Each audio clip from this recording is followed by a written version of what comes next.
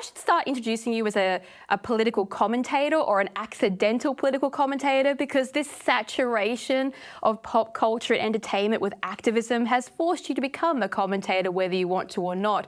Do you enjoy that new role?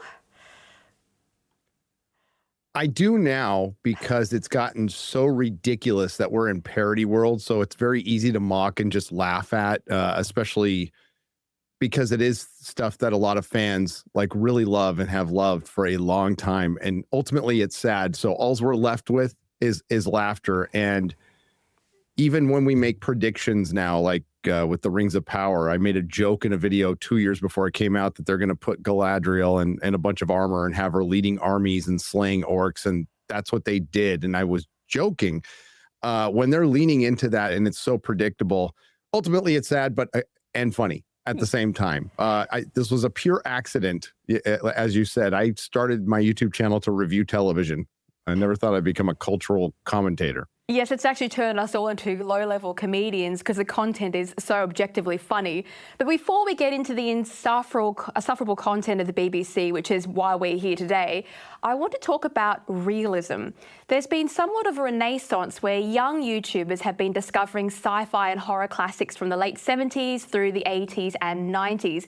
These are movies like Spielberg's original Jurassic Park, Ridley Scott's Alien, John Carpenter's The Thing, movies that had realism because they used practical effects. Now, Gary, has an over-dependence on CGI made modern filmmaking directors lazy and our entertainment somewhat flat? Because I don't know about you, but I'm bored whenever the latest blockbuster comes out and it's just a CGI fest. Absolutely. It's made them lazy. Remember, we were sold, and I'm sure Hollywood was sold, that CGI was going to make things cheaper, and it's made things vastly more expensive. It would be, if you go back and look at Peter Jackson's brilliant trilogy, Lord of the Rings, all the orcs were practical makeup, and they look great to this day. And he even went back and made the orcs CGI in The Hobbit, and we hated that. I hated it, and it's gotten even worse with Marvel. So yeah, I think it's made creators lazy, and it's made the process at Marvel that recently came out in a book. That they really just relied on CGI. Fix it in post is a famous saying in Hollywood, but this has taken it to a ridiculous level. And I think because things have gotten so bad that a lot of people are now starting to look back at the classics, and I think that's good. Ultimately, I just watched Poltergeist on Halloween, the Tobe Hooper classic, and produced by Steven Spielberg, and I was amazed at how short the credits were. There were just a few minutes, not 20 minutes.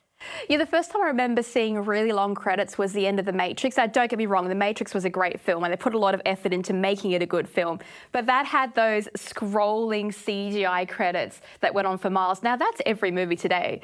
But I don't know, Gary, there's always something off with the physics of CGI. The weight is never quite right, the grit is missing, the light can never quite mimic reality. The limited amount of CGI in Jurassic Park was at the very fringes of the computer age, so they had to employ these really great tricks. Like Spielberg, he'd hide it with an obscure camera angle, or he'd put some shadows over it. Everything was done really cool. And then you had the Raptors, which were just dudes running around in suits, and then they had that animatronic giant T-Rex head that when it got wet, it started to move around on its own and nearly ate one of the mechanics, which was quite funny. But sci-fi and horror were two genres where this kind of filmmaking was fun and it thrived. Do you miss that fun aspect of filmmaking that we just don't seem to get anymore? Absolutely. Fun is the key word here. A lot of us cultural commentators get accused of being on one side or the other. I'm on the side of fun and common sense. That's all I want from my, especially popular culture. Certainly there's art that makes you think, but when I watch something like John Carpenter's The Thing, I don't need a message, although there is one in that movie. And it forced them to be clever. Practical effects had their limits. So same with Jaws, it forced them to be clever, which made it a better story because it left a lot to your imagination. You didn't see the shark very much. And I do miss that. And we recently got something that was good. That was, CGI, but it was very limited. And that's Godzilla -1. I don't know. I don't think it's come out in your country yet, but it's a throwback movie. It really feels like a movie from the 80s. And it's fun, and it's got a great story, and it was done on a $15 million budget.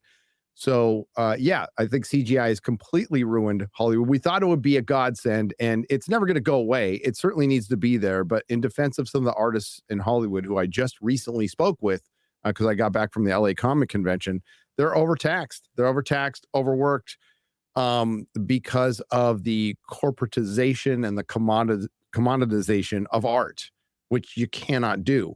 So in some of the, they call them below the line creators, but they're really the backbone of Hollywood. They're starting to leave because they just don't want to do it anymore.